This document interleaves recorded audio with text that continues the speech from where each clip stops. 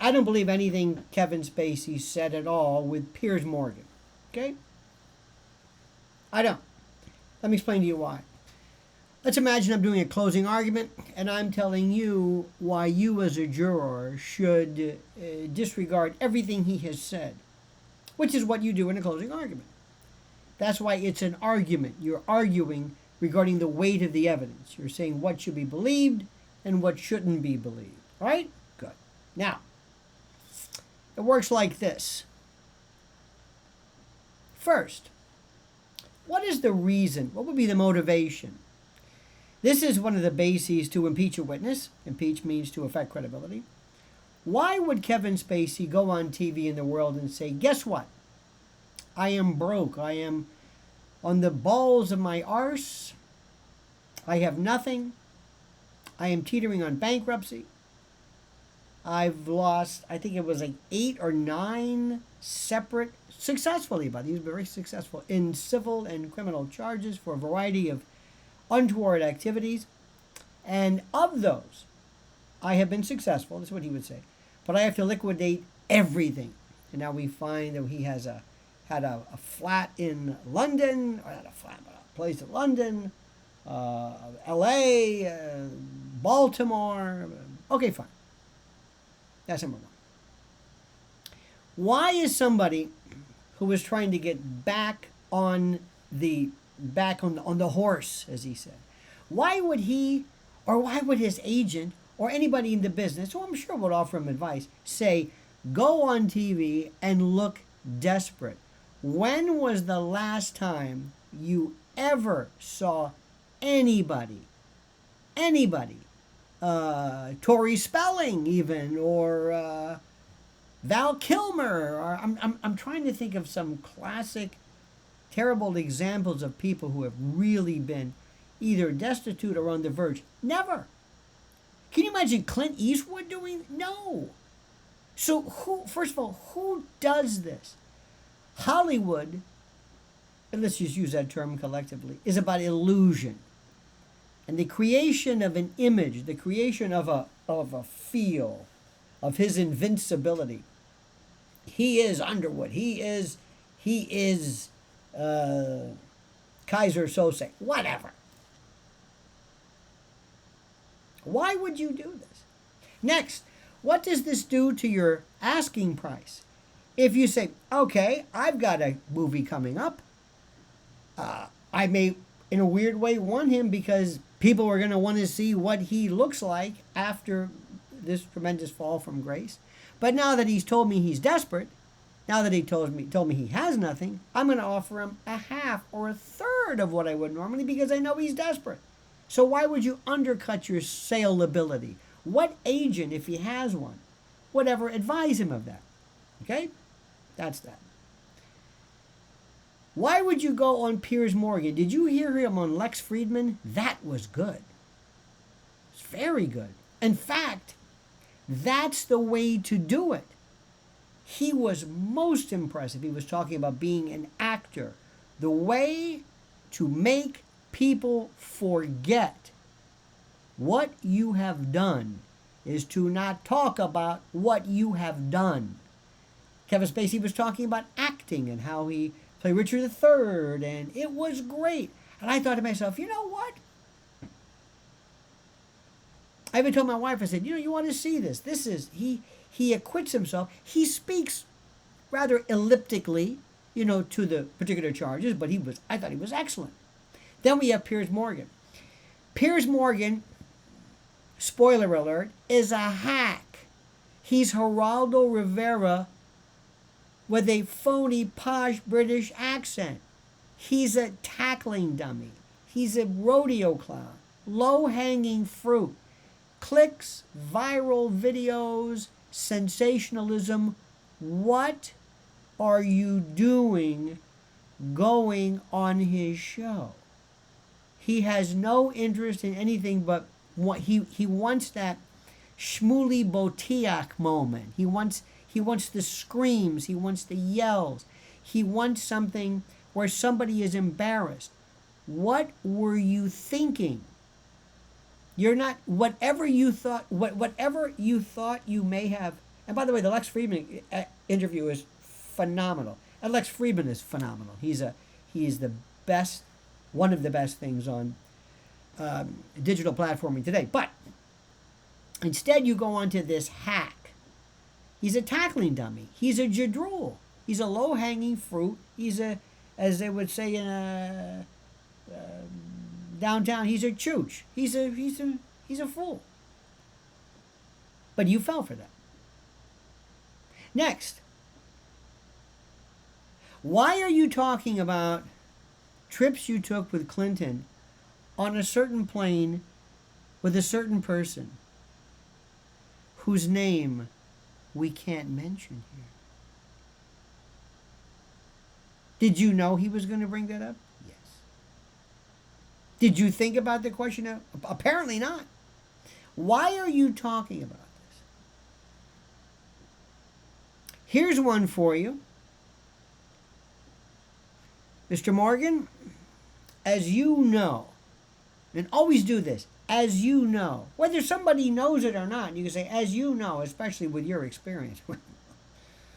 As you know, one can never be sure in terms of pending civil and criminal cases that may still have some degree of life to them.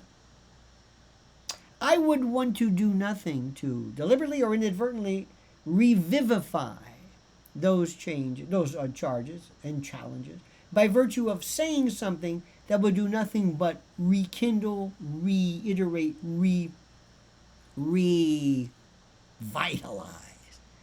charges against me, accusations against me, investigations against me by virtue of discussions of that person whose name I will not mention. So as you can tell, Mr. Morgan, is it?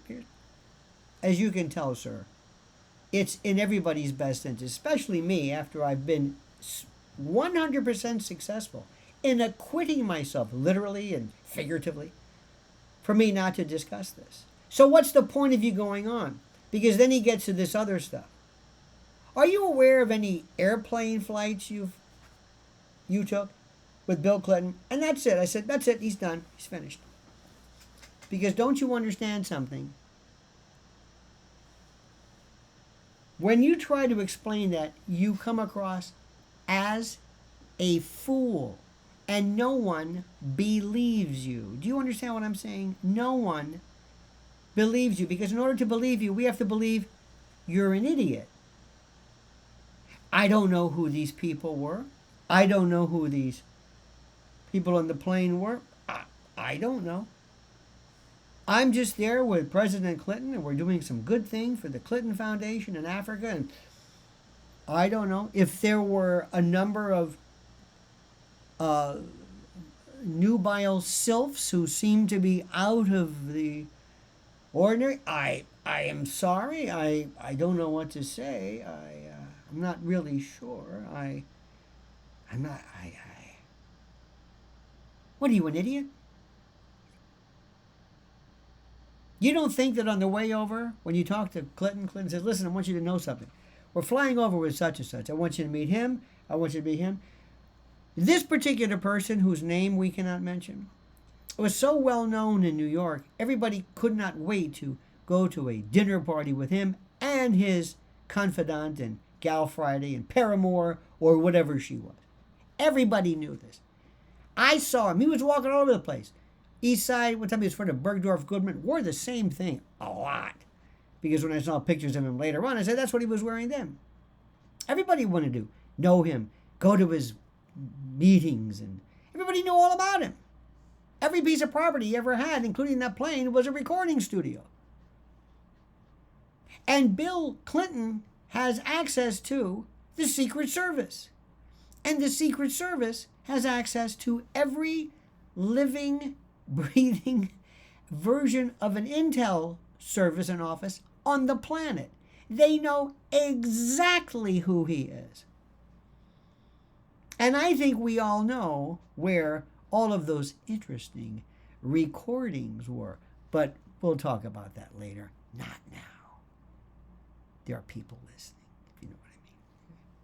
So don't tell me you don't know this. Don't you come across, nobody believes you. And as far as crying goes, let me see this. You are a 2-time Academy Award winner, Oscar winner. Best Supporting Actor in Usual Suspects, Best Actor in American Beauty. You were the production manager or ran or the bad whatever of the Vic in England. You did Shakespeare, Richard III. You are an actor. Your role in life is to give breath and life to other people's thoughts and words. You are a professional liar. That's what an actor is. A liar.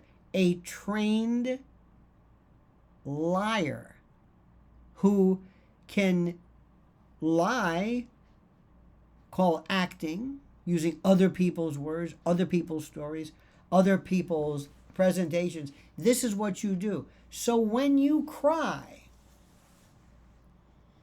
first, it is most unmanly. You heard me. It's a term which nobody uses anymore. Can you imagine Bruce or Clint Eastwood crying? Woody Allen wasn't crying. I don't even think Alec Baldwin was crying. I think he was upset about something, but he doesn't cry. Nobody. What's this crying business? What is this, some show of sensitivity? Look, you may think that we live in a world that appreciates and encourages frailty, taking your, downing a handful of edibles and petting your therapy ferret or whatever it is. Maybe you think we like that. Nobody does. And when you're on screen, when you're trying to play a tough guy or whatever it is, or they're going to remember this with you and Piers Morgan. And by the way, Piers Morgan is as dumb as rocks. Remember this. See, Americans have this thing where we love British accents. We just think they're great. You could see there are things, for some reason, I don't know why, we think that British accents somehow contain and are appended to a concomitant form of respect, of erudition and sincerity. You see? But even the Brits will know, keep a stiff upper lip, will know that a man lacrimating and crying comes across as most insincere. Most, shall we say, inauthentic, I should say. So I'm not buying any of it. That was the dumbest thing you've ever done. And I used to respect you as an actor, And by the way, everything they said about him, they've been saying about him for years. For years. I'll leave it at that. What do you think? Am I being too harsh? Or do you agree with everything I'm saying? Comment as you see fit.